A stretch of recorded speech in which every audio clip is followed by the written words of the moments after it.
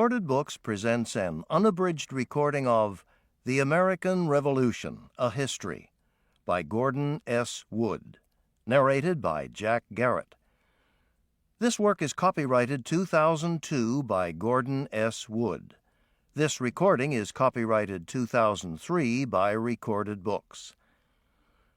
Gordon S. Wood received his B.A. from Tufts University and his Ph.D. from Harvard. He has taught at the College of William and Mary, Harvard, and the University of Michigan.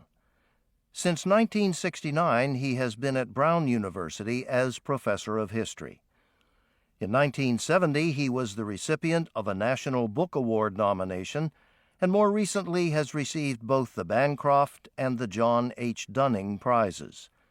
In 1993, he was awarded the Pulitzer Prize. He resides in Providence, Rhode Island. And now, The American Revolution, A History. Preface. When in the midst of the Civil War, Abraham Lincoln sought to define the significance of the United States, he naturally looked back to the American Revolution. He knew that the Revolution not only had legally created the United States, but also had produced all of the great hopes and values of the American people. The noblest ideals and aspirations of Americans, their commitments to freedom, constitutionalism, the well-being of ordinary people, and equality, especially equality, came out of the Revolutionary era. But Lincoln saw as well that the Revolution had convinced Americans that they were a special people with a special destiny to lead the world toward liberty. The Revolution, in short, gave birth to whatever sense of nationhood and national purpose Americans have had. Such a momentous event has inevitably attracted successive generations of historical interpretation.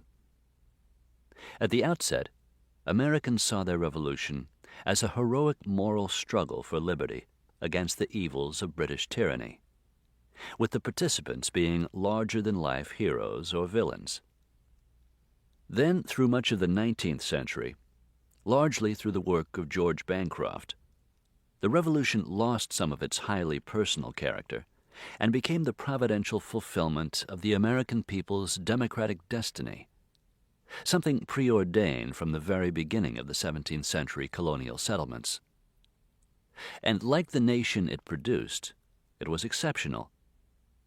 Unlike the French Revolution, which had been caused by actual tyranny, the American Revolution was seen as a peculiarly intellectual and conservative affair, as something brought about not by actual oppression, but by the anticipation of oppression, by reasoning and devotion to principle, such as no taxation without representation. Only at the beginning of the 20th century and the birth of professional history writing did the Revolution become something more than a colonial rebellion and something other than a conservative intellectual event. As Carl Becker, one of the leading historians at the time, put it, the Revolution was not only about home rule, it was also about who should rule at home. And it was now seen as anything but a contest over ideas. This denigration of ideas, an emphasis on class and sectional conflict, dominated history writing during the first half of the 20th century. Then, at mid-century, a new generation of historians rediscovered the constitutional and conservative character of the Revolution and carried the intellectual interpretation of the Revolution to new heights of sophistication.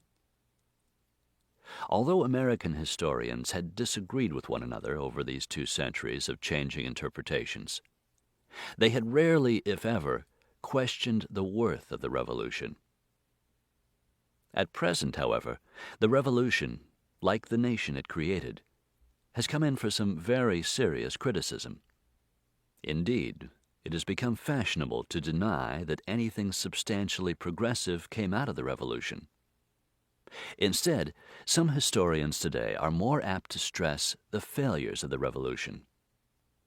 As one young historian recently put it, the Revolution failed to free the slaves, failed to offer full political equality to women, failed to grant citizenship to Indians, and failed to create an economic world in which all could compete on equal terms.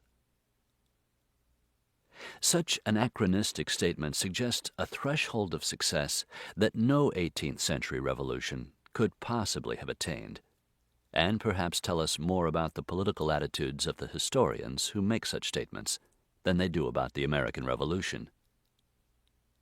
In some sense, these present-day critical historians have simply inverted the first generation's heroic celebration of the Revolution. The history of the American Revolution, like the history of the... To keep listening to this audiobook, I've left you a link in the description so you can do it, at no cost thanks to Audible's 30-day free trial.